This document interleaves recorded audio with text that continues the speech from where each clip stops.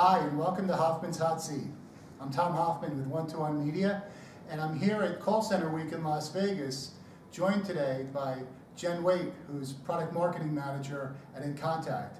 And today, Jen and I will be talking about some of the hot trends that are occurring in Outbound. Jen, thanks so much for joining us today. And thanks for having me, Tom. So, Jen, what is hot? What are customers and prospects telling you these days?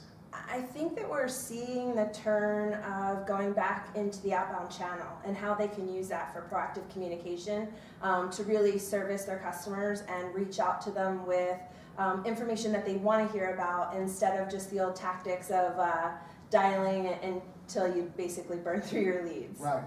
So are there certain types of technologies that companies can use to improve their productivity and make sure that they're making the best use of their resources with Outbound? Yeah, absolutely. I'm seeing a lot of companies use agentless campaigns to allow them to have customers select the ability to go into the contact center and move into, speaking with an agent about an offer that they have. A lot of them are testing out predictive dialing, but the strategy isn't using Outbound to gain customers. It's really using Outbound to service their existing customers in new ways. Okay. So for companies that have both inbound and outbound, what are some ways that those can be blended together so that, again, companies can take advantage of the best productivity opportunities with agents on both sides of the house? Yeah, a lot of the systems nowadays have become really sophisticated to allow you to prioritize the work so that you can blend it together, but still make sure you're servicing the work that needs the fastest attention, which really allows you to ensure that your agents are very productive on the phones. There's little downtime in between calls that they're working on, but they're also servicing the most important work so that you're able to ensure that your contact center is handling the work that's most important to you in the best way possible, but still filling in around with other work that's available. Sure.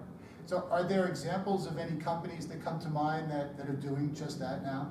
Yeah, so we have some customers that are doing that and are really using it effectively in ways that allow them to start reaching out to their customers and go through what their customers' needs are and really start looking at the life cycle of why are customers contacting them. So what's really running into causing customers to have that reactive type of relationship with them, and how can they turn that around and make that proactive?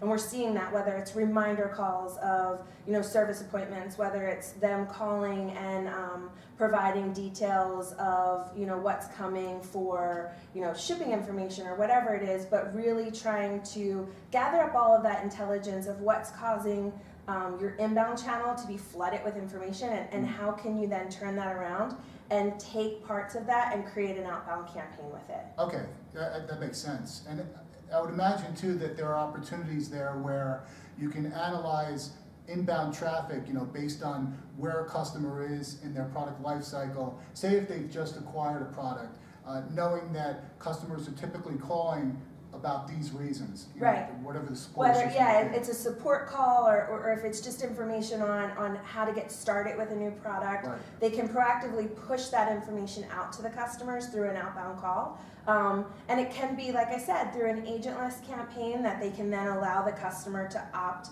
to reach an agent directly after hearing the message, or they can do it with a more predictive dialing campaign so that they can have that built-in efficiency of live agents. But whichever way they choose, they're still allowing their customer the ability to talk to someone directly if that's something that they need. But if they're offering solutions or advice on next steps that could be taken, say with a product in this case, this could also deflect inbound traffic as well. Yeah, absolutely. So if you have the type of product where there's a sense of need in a refill type of environment or that sort of thing, instead of waiting for your customer to decide that, oh, I'm out of this product now and I'm now behind in needing it more desperately, they can anticipate how often they're calling in for those refills, and then start reaching out to them directly to say, you know, we see that it's about the time that you're probably going to need a refill of your products.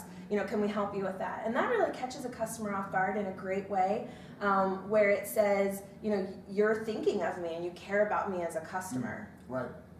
So in your discussions with clients and prospects regarding Outbound, there may be, I'd be curious to know, there may be some people that have a certain view of Outbound, how it can be used or how they are using it, Right. and maybe they're not realizing all the opportunities that are there.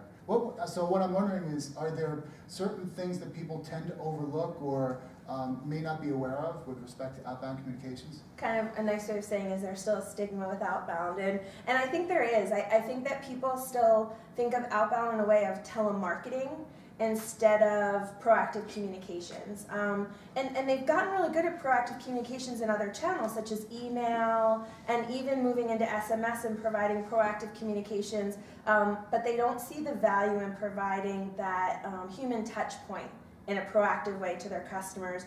And I think that companies are starting to see the turn of people wanting to have that relationship and wanting to have that conversation. So we're starting to see the turn of moving back towards outbound being a really fully supported channel in the contact center. Excellent. Well, Jen, thanks so much for taking this time out with us. I appreciate it, Tom. It's great speaking with you. Me too.